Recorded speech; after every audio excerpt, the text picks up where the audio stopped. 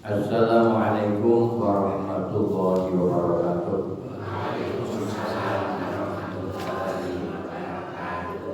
Alhamdulillahilladzi arsala rasulahu bil huda wa dinil haq liyudhhirahu 'ala dini kullihi wa kafa billahi shahida. Asyhadu an la ilaha illallah wahdahu la syarika lah wa asyhadu anna Muhammadan 'abduhu wa rasuluh. Allahumma shalli wa sallim 'ala sayyidina Muhammad wa 'ala alihi wa ashabihi ajma'in. Amma ba'd. Takbir masjid yang saya hormati, jamaah masjid yang berbahagia, tidak saya sebutkan satu persatu. Mudah-mudahan kita sebagai hamba Allah yang dimuliakan, hamba Allah yang beriman dan bertakwa kepadanya, bersyukur kepada Allah yang telah memberikan berbagai macam nikmat kepada kita, termasuk nikmat pada pagi hari ini kita dapat memasuki masjid. Dan barang siapa yang masuk masjid dan memakmurkan masjid, itulah golongan orang-orang yang beriman. Insya Allah kita termasuk orang-orang yang beriman kepada Allah Subhanahu wa Ta'ala. Salawat dan salam kita aturkan kepada baginda Nabi besar Muhammad Sallallahu Alaihi Wasallam sebagai al-qudwatul fil hayat, teladan dalam kehidupan kita. Kaum muslimin rahimakumullah, pada pagi hari ini saya mendapatkan ridho dan hidayah dari Allah bisa hadir, dan ini semata-mata karena ridho dari Allah Subhanahu wa Ta'ala. Oleh karena itu, monggo kehadiran kita di masjid ini kita niatkan untuk beribadah kepada Allah Subhanahu wa Ta'ala. Mudah-mudahan ibadah kita nanti beserta aktivitasnya diterima di hadapan Allah Subhanahu wa Ta'ala. Amin ya rabbal alamin. Bapak dan Ibu yang saya hormati, materi ini hubungannya dengan Isra Mi'raj, yang pada intinya Isra Mi'raj adalah mendapatkan perintah sholat 5 waktu. Dan yang akan kami bahas adalah sekitar sholat merupakan perjalanan rohani menuju Allah Subhanahu wa Ta'ala. Sholat adalah perjalanan rohani menuju Allah Subhanahu wa Ta'ala. Kaum muslimin rahimakumullah, menghadap kepada Allah harus dalam posisi yang suci. Dan Allah menugaskan malaikat Jibril juga memilih orang yang paling suci untuk dapat bertemu dengan Allah Subhanahu wa Ta'ala. Itulah Nabi Muhammad Sallallahu Alaihi Wasallam. Dan seluruh jagat raya, satu-satunya orang yang terpilih dan suci dalam penilaian Allah adalah Nabi Muhammad Sallallahu Alaihi Wasallam. Di balik itu, kedatangan dan kelahiran Nabi Muhammad pun sudah diberitakan oleh kitab Injil. Kehadiran Muhammad sudah diberitakan oleh Nabi Isa alaihissalam di dalam kitab Injil. Dalam Al-Quran surat Shaf ayat 6. Silakan yang punya handphone dibuka. Surat Shaf ayat 6. Surat Shaf itu surat berapa? Lupa ya, 61 atau 15. Surat Shaf ayat 6. Itu berita gembira kehadiran Nabi Muhammad Sallallahu Alaihi Wasallam. Sudah ketemu? Ya, apa depannya?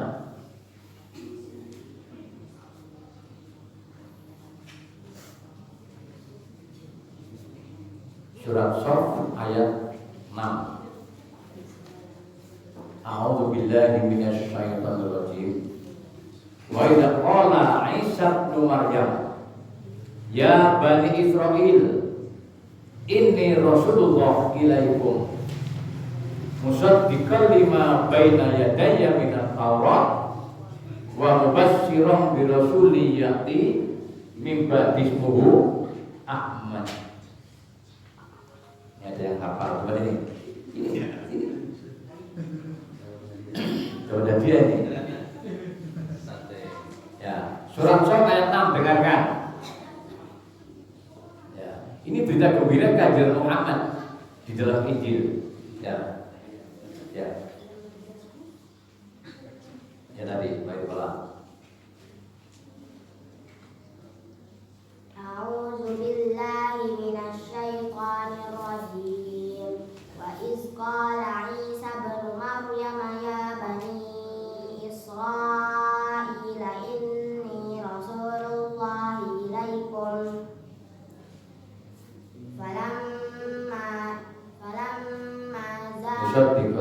musaddiqan lima baina yadayya minat Taurati wa mubasysyiran bi rasulin ya'ti min ba'di ismuhu Ahmad. Falamma ja'ahum bil bayyinati qalu hadza sihrun mubin. Nanti ada hadiah ya. Itu berita gembira kehadiran seorang Muhammad. Ya. Wa idza qala Isa bin Maryam, dan ingatlah ketika Isa putra Maryam berkata, ya Bani Israel, hai umatku Bani Israel. Kenapa dia berikan dalam Quran umatku Bani Israel? Karena Nabi Isa, kalau dalam bahasa orang Barat, orang Kristiani dikatakan Yesus, ya mereka mengucilah saja, tidak masalah.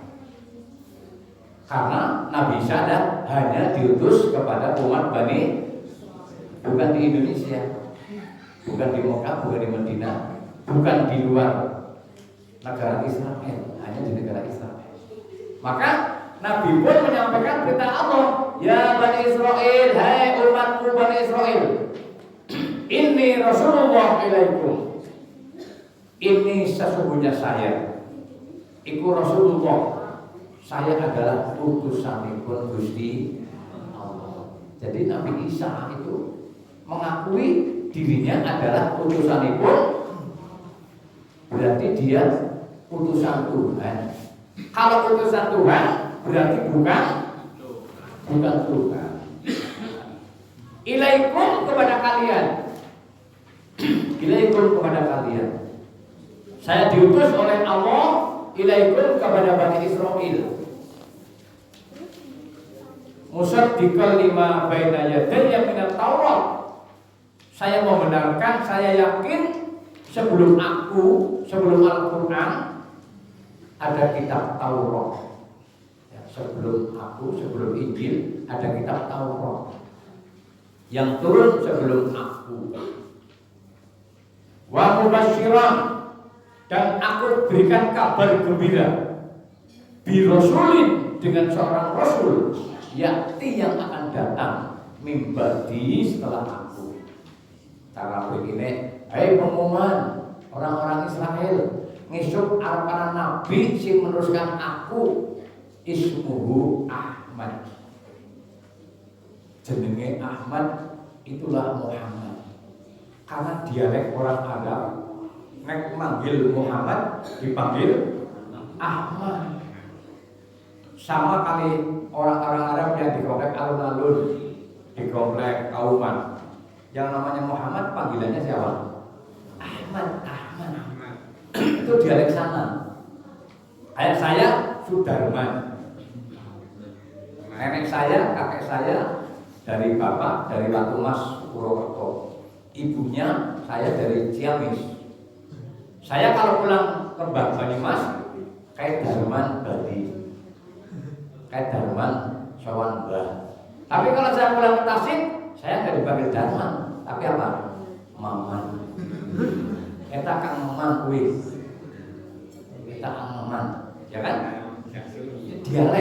Dialek panggilan. Tohirin dipanggil siapa? Mangto. Ya kan? Muhaini dipanggil Angmumu, Hidayat dipanggil Mang Ayat. Dialek bangsa sendiri, dialek orang Mekah Muhammad panggilannya sampai sekarang Ahmad itu berarti Muhammad. Dalam Quran itu Muhammad. Tapi setelah datang Muhammad membawa kebenaran, Muhammad difitnah menjadi tukang sihir, dituduh tukang sihir. Maka ulama-ulama kita yang benar yang lurus ini dituduh. Nabi Musa dituduh tukang sihir juga karena mengalahkan sihirnya Fir'aun.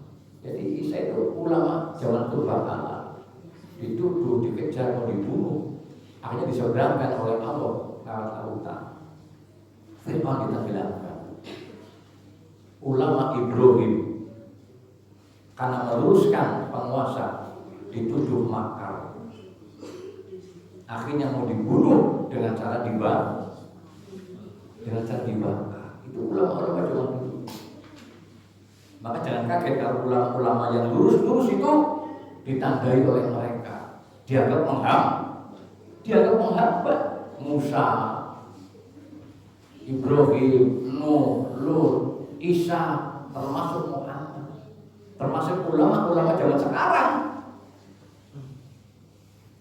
dianggap menghambat. Ulama itu pasti kiai. Kiai belum tentu ulama. Cuma orang bilang kiai. Termasuk Kiai Petruk, Kiai Bagong, Kiai siapa lagi?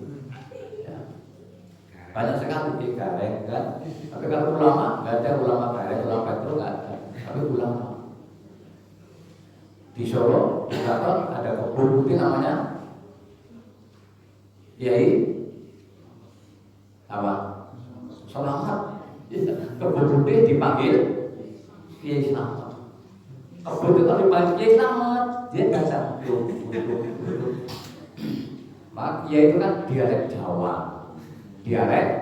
Jawa, menghormati sesepuh. Ya tidak masalah itu dialek, istilah. Kembali kepada masalah ini. Muhammad diturunkan oleh Allah untuk meneruskan perjuangan Nabi Isa alaihissalam. Kemudian Muhammad disucikan, kemudian dengan disucikannya seorang Muhammad termasuk mendapat timbangan menghadap kepada Allah Subhanahu wa Ta'ala. Inilah dan Muhammad menghadap kepada Allah dalam rangka Isra wal Mi'raj. Ternyata Jibril hanya diutus memanggil dan mengantarkan Muhammad sampai Sidratul Muntaha. Berarti apa? Tatkala Muhammad menghadap Allah menerima ajaran sholat langsung dari Allah. Perintah-perintah macam-macam dalam Al-Quran itu lewat malaikat Jibril. Tapi perintah sholat Muhammad dimi'rajkan dan malaikat Jibril menunggu di luar sampai dengan masuk Sidratul Muntaha. Muhammad masuk, Jibril nunggu di luar karena tugas Jibril untuk menghadirkan Muhammad. Karena pentingnya sholat, sama dengan panjenengan rapat ketua RT tidak boleh diwakilkan. Nang kelurahan rapat RT tidak boleh diwakilkan.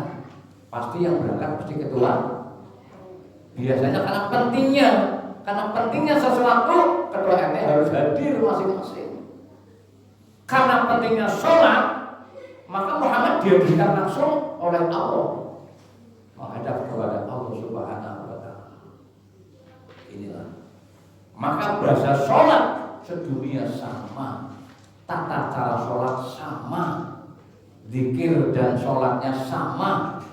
Mana ada sembahyang sedunia yang sama kecuali sembahyangnya orang Islam. Orang Islam di Amerika sholat panjenengan sakit makmum apa betul? Sakit.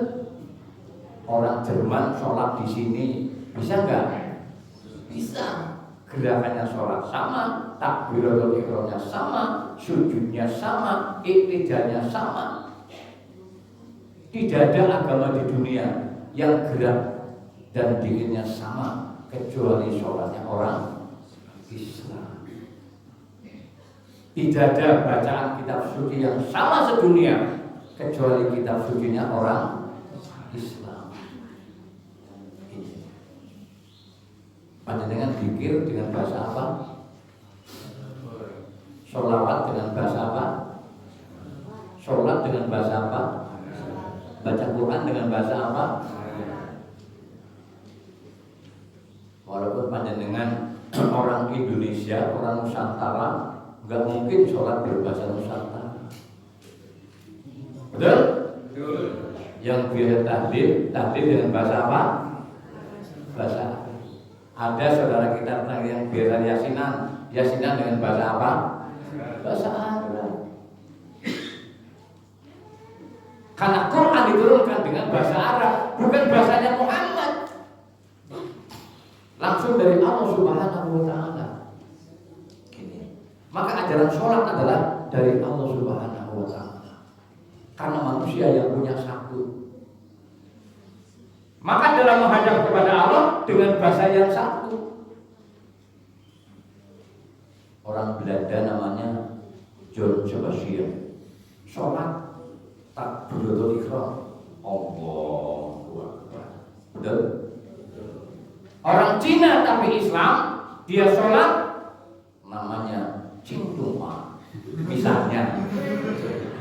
Walaupun namanya Cing Luha, tapi agamanya Islam, takbiratul ihram. Allahu Akbar. Betul? Panjenengan umat Islam orang Jawa, nggak mungkin sholatnya panjenengan Gusti Allah ingkang Maha Agung. Nggak mungkin. Ini. Jadi nggak bisa ngarang bahasa sholat sendiri, nggak bisa. Kalau kan bisa, nggak akan aku jual. Nggak akan aku jual. Pernah panjenengan melihat di medsos sholat dengan bahasa Indonesia? Ada yang pernah lihat sholat dengan bahasa Nusantara? Nggak laku jual, hanya sebentar hilang di medsos. Kalau sholat dengan bahasa Arab kan dari Allah Subhanahu wa taala. Dan sholat perjalanan rohani menuju Allah Subhanahu wa taala. Oleh karena itu, sebelum sholat harus bersih.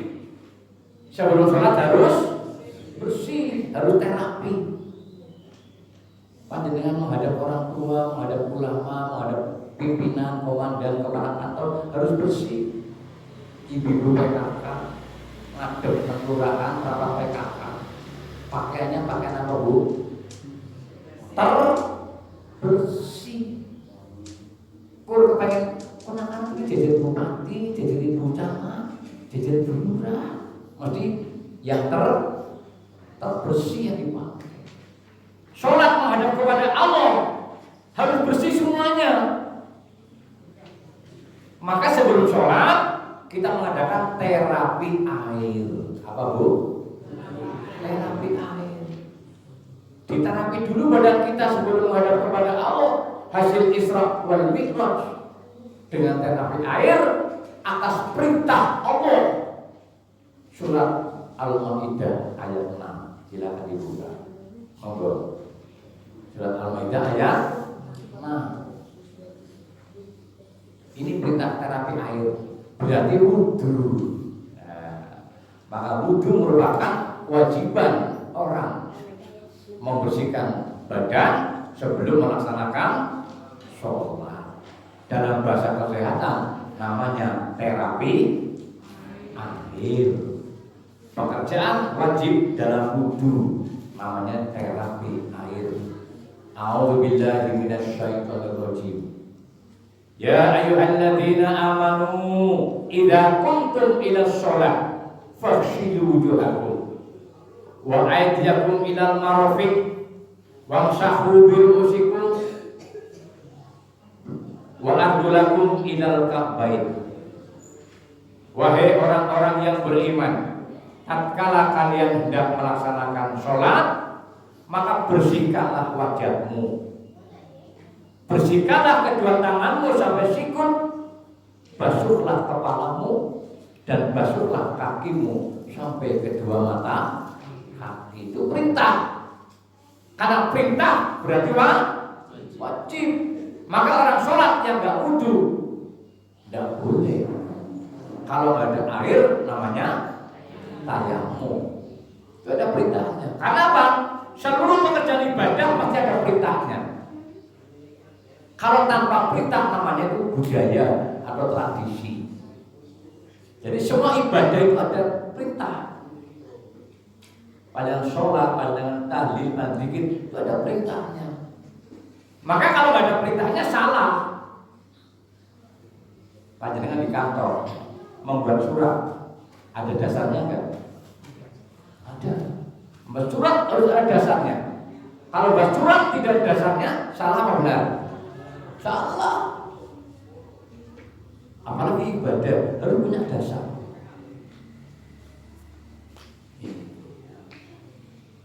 Membangun perumahan harus ada dasarnya. Jadi semua ada dasarnya.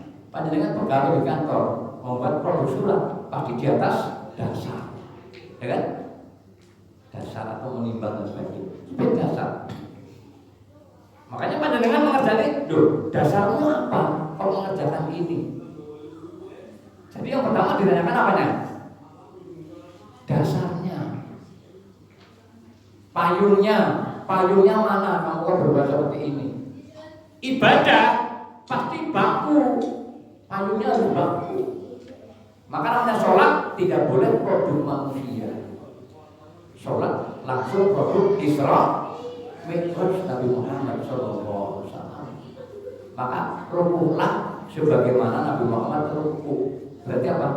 Sujudlah sebagaimana Nabi Muhammad sujud. Dimulai dengan terapi air. Disunahkan kumur-kumur.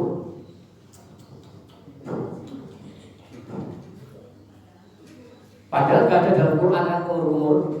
Karena gak kumur-kumur pun sah. Karena bukan wajib. Kenapa harus kumur-kumur? Ada yang bisa jawab? Kenapa wudu Nabi Muhammad memerintahkan kumur-kumur? Kemu. Kenapa? Karena di dalam mulut harus dibersihkan. Ada lidah tidak berdurang, tapi tajamnya melebihi pedang yang tajam sekalipun. Gara-gara lidah kalau bujur aku, gara-gara lidah kalau tanggal aku, betul? Maka dibersihkan oleh Muhammad. Ayo umatku, bersihkanlah lidahmu. Secara medis, bersihkan mulut, kotoran baksil yang nempel di sela-sela gigi keluar.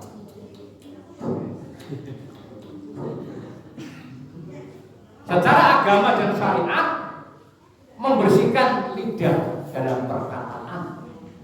Sebab nopo bu, seluruh untak-untak sinang jero ati akan tersalur hanya dapat melalui lidah. Maka lidah yang tidak berfungsi tidak bisa menyalurkan aspirasi hati, berarti bisu.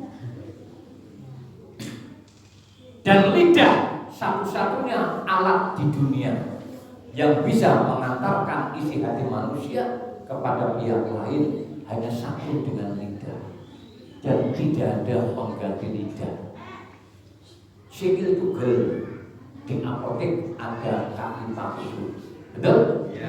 Tangan tugel ada tangan, kuping menceng ada tangan, ada kuping dioperasi, bibir sumbing bisa digandani.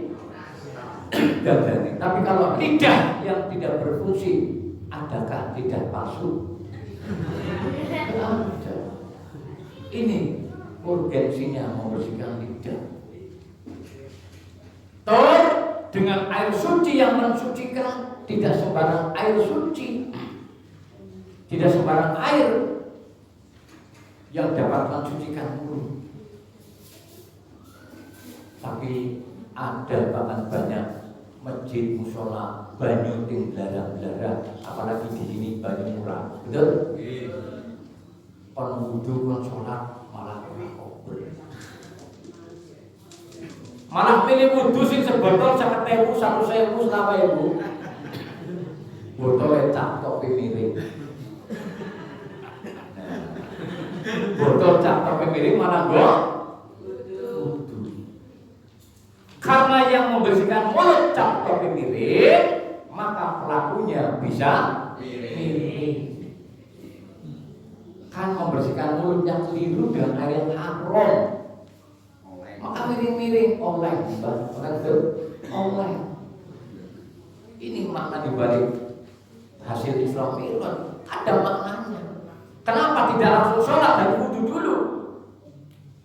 Kemudian faghsilu wujuhakum, bersihkanlah wajahnya. Kenapa?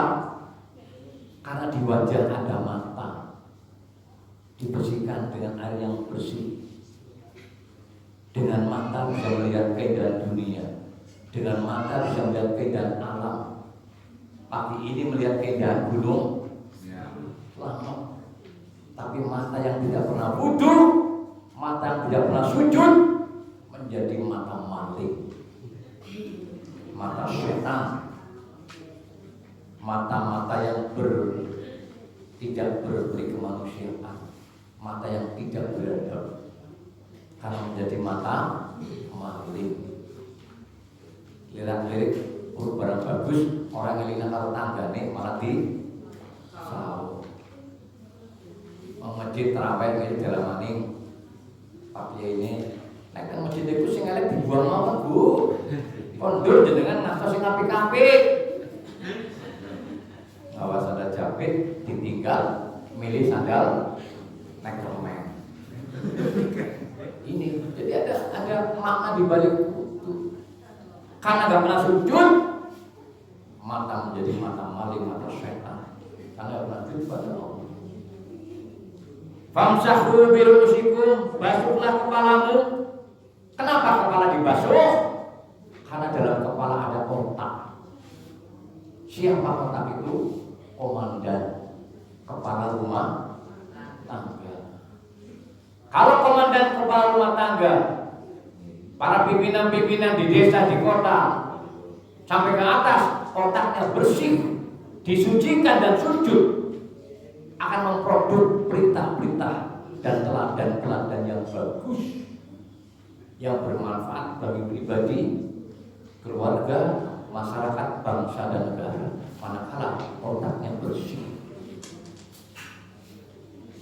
Ini maka Allah merintahkan wamsahu birusikum, bersihkanlah kepalamu. Sebelumnya wa aydiyakum ilal marah, bersihkan kedua tanganmu. Kenapa kedua tangan harus bersih? Karena membangun masjid, jasa yang paling banyak itu apa? Tangan. Bangun dalam, jasa paling gede apa? Tangan. Administrasi biar bagus rapi, jasa dari siapa? Tangan. Tapi rusaknya pembangunan ulah daripada tangan. Rusaknya administrasi ulah daripada, rusaknya laporan keuangan ulah daripada, terjadinya korupsi ulah daripada, pengeluaran 9.900 lah. Saudara bayangkan Pak, pembangunan masjid 2,5 miliar, tanggul teman 3 miliar. Tangan sih gawe akal. Jadi rusaknya laporan, rusaknya keuangan semua ulah daripada, maka tangan dibersihkan oleh Allah. Biar besok lapor di hadapan Allah bersih. Al-yawma nakhtimu ala afwahihim wa tukallimuna aydihim wa tashhadu arjuluhum bima kanu yaksibun. Besok tengah-tengah Gusti Allah, al-yawma nakhtimu ala afwahihim, mulut tertutup, mulut ditutup. Wa tukallimuna aydihim, tangan sing arep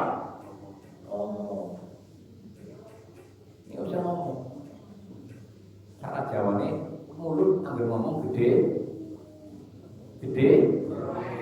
guru. Kalau pun mungkin gorong.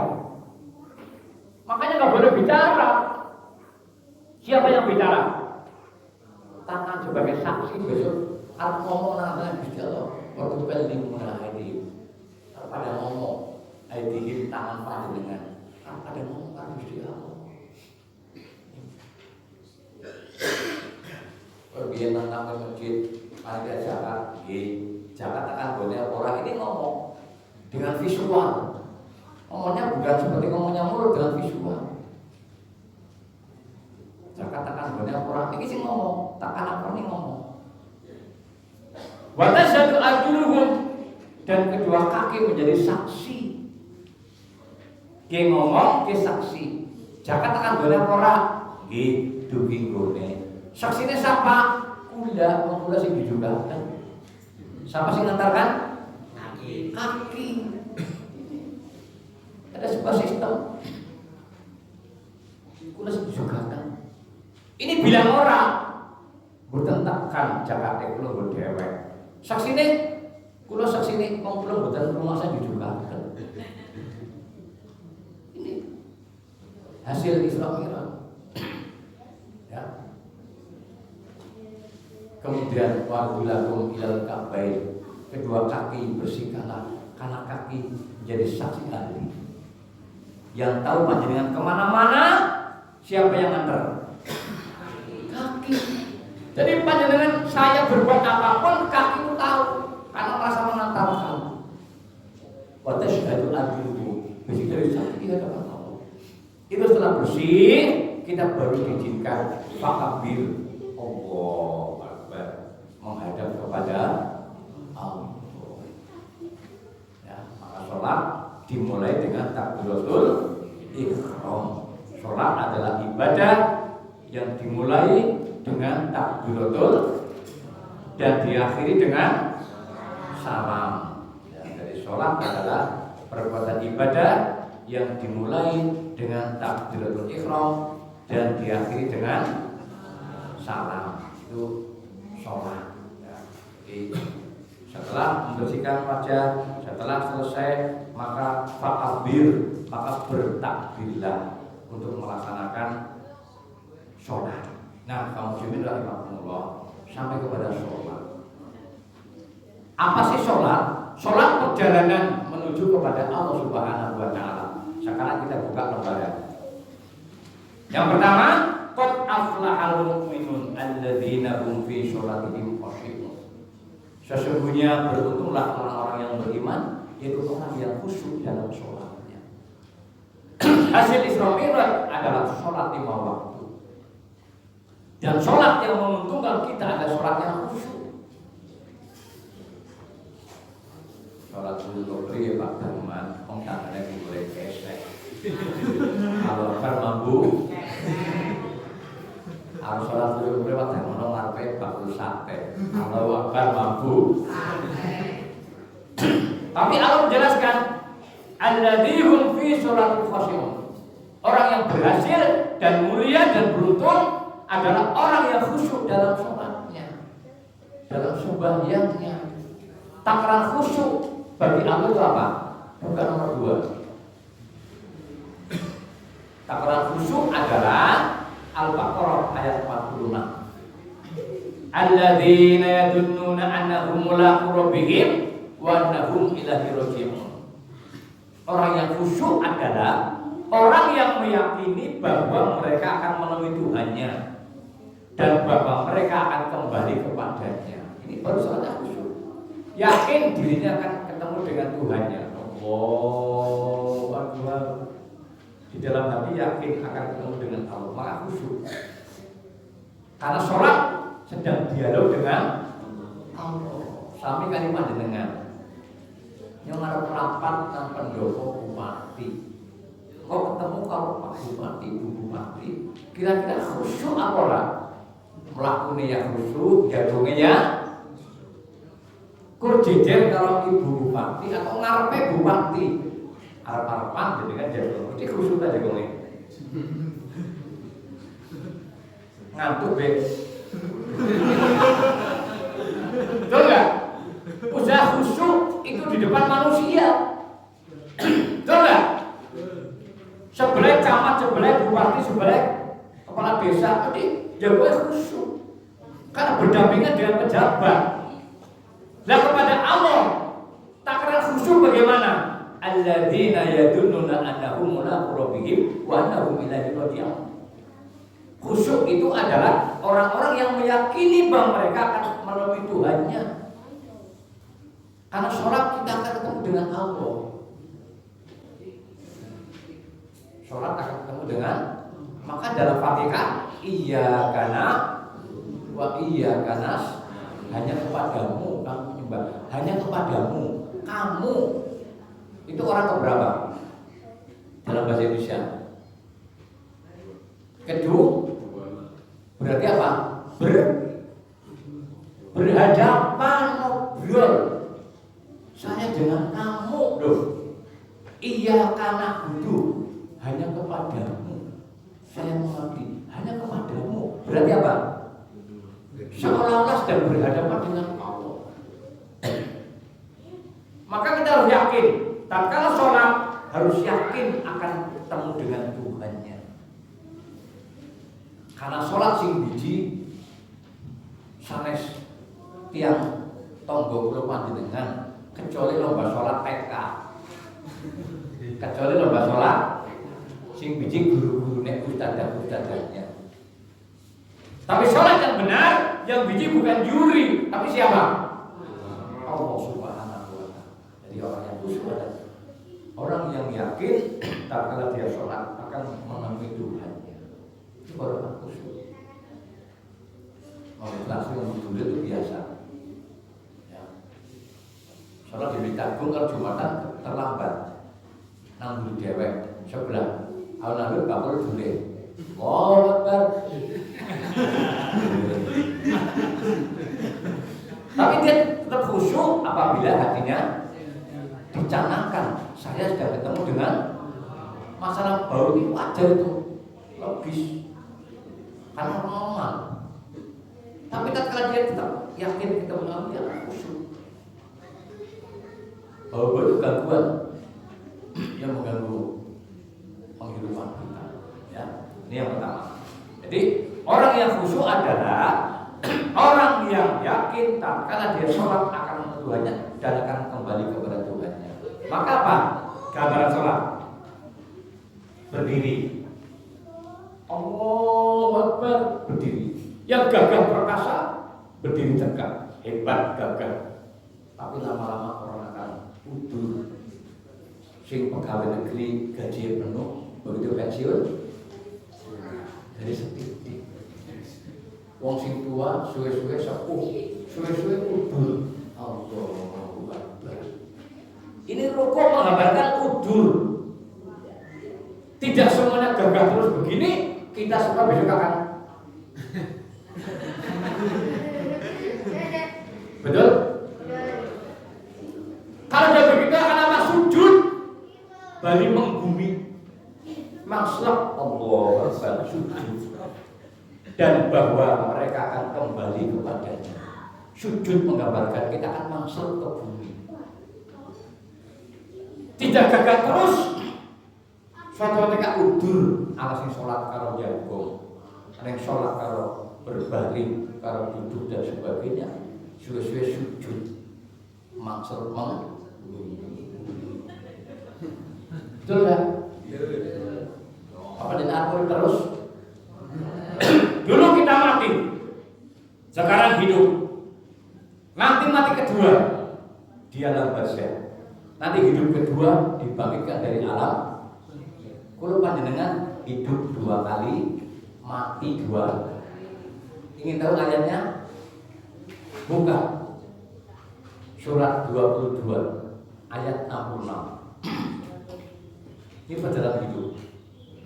Silakan di HP buka surat Al-Hajj surat 22 ayat 66. Bahwa manusia mati hidup, mati hidup. Kalau panjenengan 2 kali mati, 2 kali hidup. Silakan surat 22 ayat 66. Wa huwal ladzi ahyakum tsumma yumitukum tsumma yuhyikum innal insana lakafur. Betul? Dan dialah Allah yang telah menghidupkan kamu. Dialah Allah yang telah menghidupkan kamu. Berarti sebelumnya apa? Mati. Dialah Allah yang telah menghidupkan kamu. Sebelumnya kita mati. Sekarang kita dihidupkan. Tsumma yumitukum, kemudian Allah mematikan kamu. Tsumma yuhyikum, kemudian Allah menghidupkan kamu lagi besok di hari kiamat. Betul? Berapa kali mati kita? Berapa kali hidup?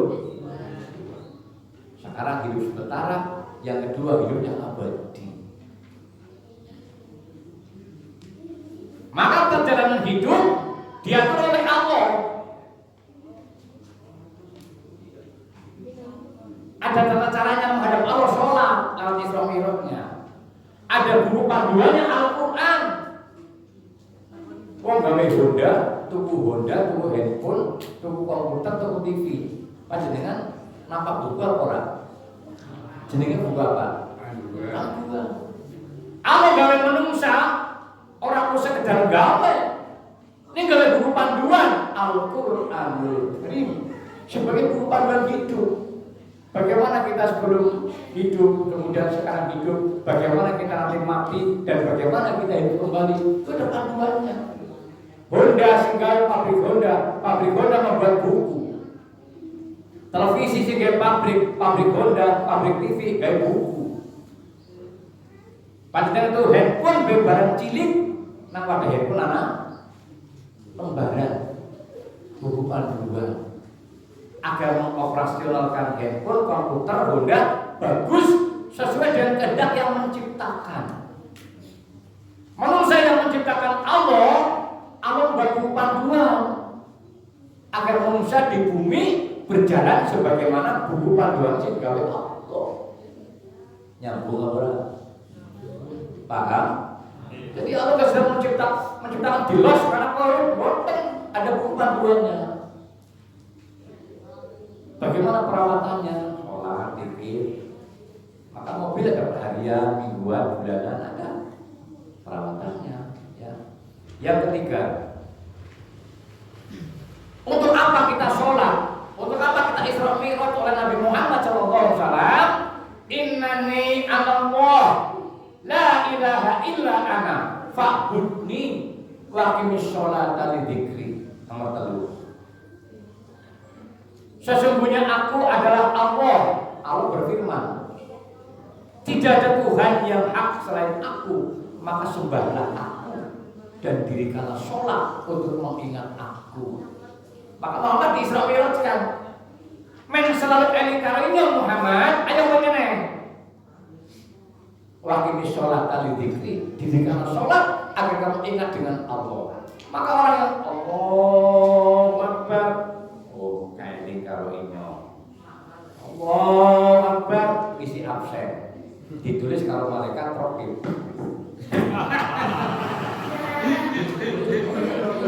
Jangan dikira enggak menulis, ditulis itu. Di absen oleh malaikat rokib, malaikat atid, di absen kalau panjenengan itu. Pada kalau bocah sekolah absennya kok melompong, gurunya kok gotak. Ini bocah kemana ini? Padahal dulu Allahu Akbar, Allahu Akbar. Oh, kan manisuri. Oh, sepada uri. Yang lapor, ki bocah nang ndi? Betul enggak? Ini. Maka Allah menyampaikan, wa aqimis sholata li dzikri, dan dirikanlah salat untuk mengingat aku. Wong sing ngisi salat eling karo Gusti Allah. Tapi Allah eling karo panjenengan. Ini sing Isra Mi'raj. Orang yang gak pernah sholat, gak pernah ibadah, apapun agamanya, bahkan orang yang tidak punya agama, begitu sakatul maut, orang bakal sambat karo dukune, orang bakal sambat karo kiyaine, karo ustadze, karo ulamane, orang bakal sambat karo kepala kantor, tapi begitu sakatul maut, Ya Allah, kula nyuwun pangapura ya Allah. Ya Allah, kula berdoa. Siapa yang disebut? Siapa yang diucapkan? Manusia diciptakan oleh Allah, hidup berbakti kepada Allah, sebagai para Gusti. Diajarkan dengan sholatnya, dengan Isra Mi'rajnya Muhammad, gawas sang 5 waktu. Ini. Maka jadikan sholat perjalanan rohani kita. Kita akan menghadap kepada Allah. Ini. Enggak ada orang sakatul maut majikan esok aweh bonus. Ya majikan, kula niki cekak-cekak. Nuwun pitulungan. Tidak mungkin. Orang yang sholat, orang yang tidak sholat, orang yang di gereja, di pura, di wihara, di kelenteng, begitu akan menghadap mati. Ya Tuhan, ya Tuhan. Betul nggak? Nggak ada yang disebut. Rama biyungnya apa menit orang bakal disebut. Ini sholat. Yang keempat, siapa sing ngontrol sholat, siapa sing biji sholat? Yang ngontrol sholat dan bisa hanyalah Allah. Makanya sholat Isra Mi'raj langsung Muhammad. Oke, salah satu kayak Muhammad. Jadi sing latih sholat Muhammad sangat Jibril, sangat malaikat, ning langsung Allah. Karena yang merintahkan Allah, yang menciptakan tata Allah, Muhammad, Allah harus mengontrol dewek. Kalau mau sing sholat, ini kita buktikan. Nomor 4. A'udzubillahi minasyaitonirrajim. Alladzi yaraka hina taqum wa taqallubaka fis sajidin. Yang melihat kamu ketika kamu berdiri untuk sembahyang dan melihat pula perubahan gerak badanmu di antara orang-orang yang sujud. Makanya kalau panjenengan sholat yang benar sebagaimana Muhammad, Allahu Akbar, menghadap kepada Allah, hormatnya tangan berapa? Allahu Akbar. Kalau makhluk berbeda, tangan setunggal. Kamu yang putih hormat gerak. Tangan berapa? Kepengen dibiji kabupaten ini, hormat gerak.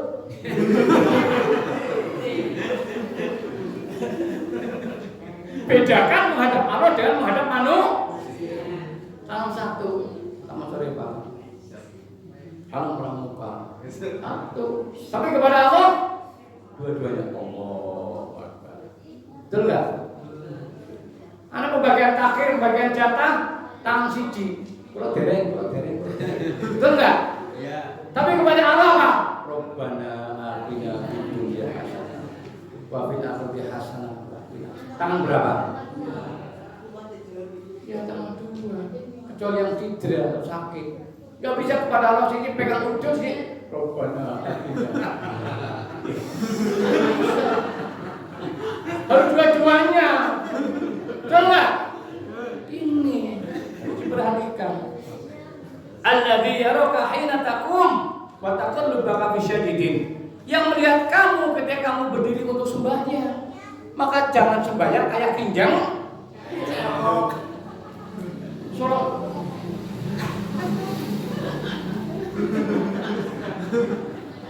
Karena apa? Dilihat oleh terus ngerti ayatnya. Ini ayatnya. Yang melihat kamu ketika kamu berdiri untuk sembahyang dan melihat pula perubahan badanmu di antara orang-orang yang sujud. Jadi jangan sampai panjenengan ruku, Allahu Akbar. Dilihat oleh Allah. Jadi Allah gak butuh laporan dengan siapa-siapa. Tapi Allah melihat langsung. Jibril yang mencatat. Maka Jibril bisa membawa buku catatan. Walaupun Allah sudah melihat, tapi Jibril tetap membawa buku catatan karena dia petugas dari Allah. Maka Jibril didatangkan, anggota badan didatangkan, Rasul-Rasul didatangkan sebagai saksi. Kemudian orang yang sholat, orang yang beriman melaksanakan haji Isra Mi'raj Rasulullah. Nek cara Banyumas wong sing sholat yang beribadah, setan apa jenenge Demit orang duit, setan orang doya. Demit orang duit, setan orang doya. Ya. Jadi setan dedemit wedi karo wong sing salat. Mana buktinya? Nomor 5. A'udzubillahi minasyaitonir rajim. Innahu laisa lahu sultanun 'alal ladzina amanu wa 'ala rabbihim yatawakkalun. Innama sultanuhu 'alal ladzina yatawallawnahu wal ladzina hum bihi musyrikun. Sesungguhnya setan itu tidak ada kuasanya atas orang-orang yang beriman dan bertawakal kepada Tuhannya. Setan orang doyan, demit orang duri. Ini ayatnya. Ayat setan orang doyan, demit orang duri. Setan tidak ada kekuasaan atas orang-orang beriman dan bertawakal kepada Tuhannya. Sesungguhnya kekuasaan setan hanyalah atas orang-orang yang mengambilnya jadi pemimpin dan atas orang-orang yang mempersekutukannya dengan Allah. Maka jangan mencari pemimpin, milih pemimpin yang gerombolan setan. Ini ayat ini menjelaskan. Maka orang-orang pimpinan yang soleh, demit orang duit, setan orang doyan. Keprimen demit doyan, setan doyan. Diputar balikan fakta. Demit orang duit wedi. Kalau masih bener, setan wedi.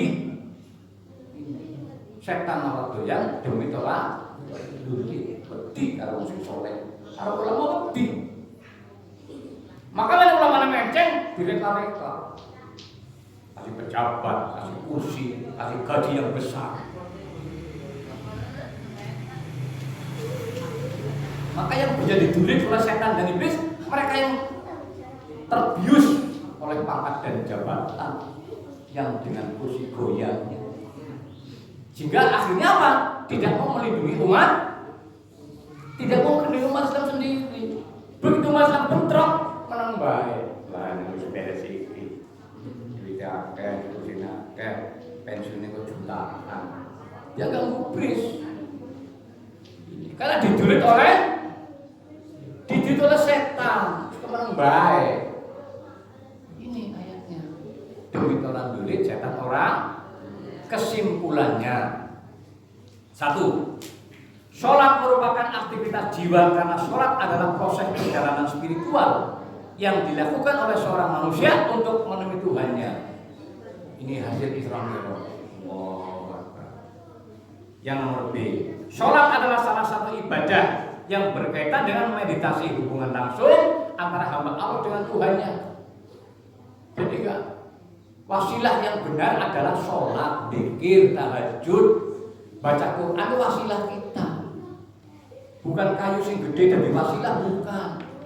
Kuburan dari wasilah, bukan. Hekal fijib, kemudian kodam dari wasilah, bukan. Itu syirik-syirik kafir semuanya, musyrik semuanya. Wasilah kita dengan sholat kita berwasilah, Allahu Akbar, zikir, tahlil, itu wasilah dekat dengan Allah. Mencari wasilah bukan dengan kayu, bukan dengan menyelinap bertapa di kuburan di tempat-tempat pohon besar, bukan. Nanti yang datang setan. Yang nomor C, jadikan sholat sebagai moto kehidupan. Dengan sholat, mari kita menuju hidup sehat, selamat dunia dan akhirat. Yang nomor D, sholat mendidik manusia untuk selalu merasakan kehadiran Allah bersamanya. Jadi sholat, Allahu Akbar, harus merasakan kehadiran Allah sehingga kita khusyuk. Ya. Tapi kalau sholat hanya mengharapkan kehadiran masyarakat penoblos, nggak akan khusyuk. Yang penting yang sholat pengajian, begitulah jadi dasar mengaji. Jadi dia bukan mengharapkan kehadiran Allah bersamanya, tapi mengharapkan coblosannya. Ya, ini sholat mendidik manusia untuk selalu merasakan kehadiran Allah, bukan mencari masa. Maka namanya ustaz saya pribadi menurut saya, Saya nggak butuh pengajian banyak, nggak butuh. Karena saya bukan pencari massa. Tapi beda kalau ngaji itu pencari massa. Kang gunung jemput pakai truk, kang masjid di truk dikerahkan, jamaah dikumpulkan. Begitu pengajian, mau sih ngaji sinten Mbah? Kirangan.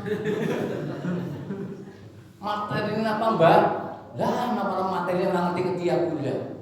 Ini pengajian menghadirkan massa. Berarti pengajian mencari massa. Pengajian yang ngaji, memahami hidayah. Sholat adalah mohon hidayah. Ngaji, memahami hidayah. Maka Ustadz panitia nggak perlu syukur banyak, alhamdulillah. Anak 5 dipulang. Tapi namanya kiai Ustadz pencari massa mesti mengerahkan panitia, jemput ngana, minta bantuan kodim orang, bupati minta bantuan kendaraan, alun-alun ribuan orang. Begitu pengajian, mau ngajiin apa Mbah? Kirangan, belum benang lekor teng bumi. Tapi masa dikerahkan?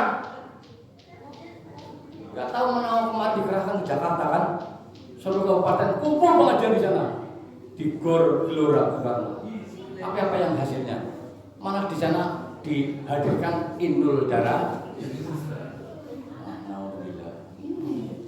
Pengajian mengerahkan di sana bukan ibu tang rumah nyonakan dikir atau tahlil sing banter.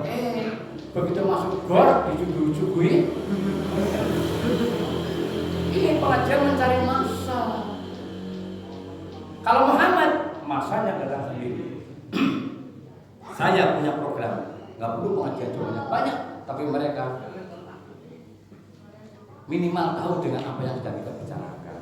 Yang nomor sholat tempat di mana manusia beraudiensi dengan yang Maha Pencipta. Yang terakhir, jadikan sholat sebagai filter sesaat menghirup udara iman. Allah Akbar. Menghirup udara iman, mendapat kebugaran jasmani dan sedina sepengi jaga pirang jamba 40 jam. Sholat pirang menit? 5 menit cukup. Maka jadikan sholat sebagai filter sejenak menghirup udara iman. Allahu Akbar. Ini jangan menghirup udara iman. Mau ke masjid, udara sudah polusi.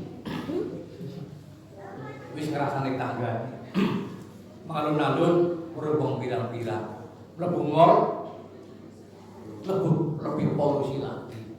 Maka sholat sejenak menghirup udara iman. Biar sing ora kober. Ini mendapat kebugaran. Bugar jasmaninya bugar, rohaninya enak. Allahu Akbar.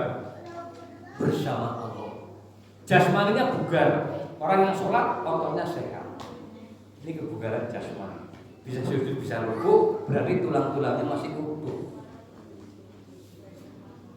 Demikian Bapak Ibu yang saya hormati, peristiwa Isra Mi'raj dengan hasil sholat, maka jadikan sholat sebagai perjalanan rohani menuju Allah Subhanahu wa Ta'ala.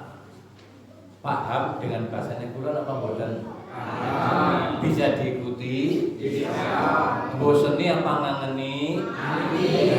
Yang penting itu ya. Demikian, mudah-mudahan bermanfaat. Saya tidak buka pertanyaan karena sudah siang.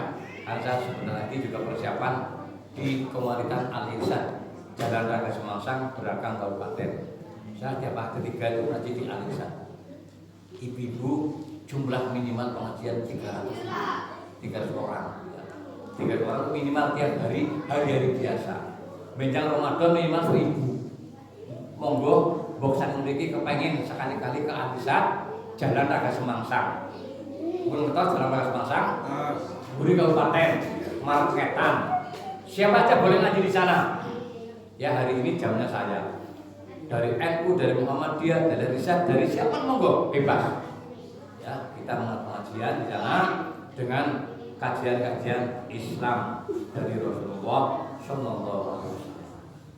Makatan gue video dan kalpatan ngempangkutan, mudah-mudahan senajan pulau besok pindah saking mriki rasanya kayak wis suwe nang kene. Ya. Karena apa? mulai pengajian salam sampai terakhir satu pun gak ada yang ngantuk. Berarti apa? Berarti saya bisa berkomunikasi dengan panjenengan. Alhamdulillah. Wassalamualaikum warahmatullahi wabarakatuh. Waalaikumsalam.